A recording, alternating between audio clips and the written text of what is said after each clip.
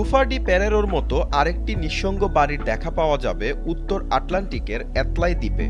Iceland থেকে প্রায় ৬ kilometre দূরে ছোট্ট এই দ্বীপটির অবস্থান।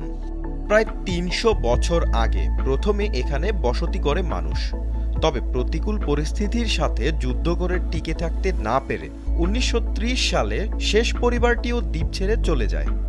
এরপর থেকেই জনশূন্য এই দ্বীপটি।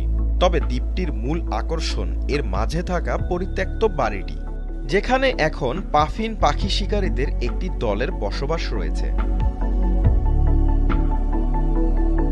একটি দ্বীপে মাত্র একটিই ঘর। দেখে মনে হবে বন্যায় আশেপাশের সব তলিয়ে গেছে, অথই জলের মাঝে মাথা জাগিয়ে দাঁড়িয়ে আছে বাড়িটি।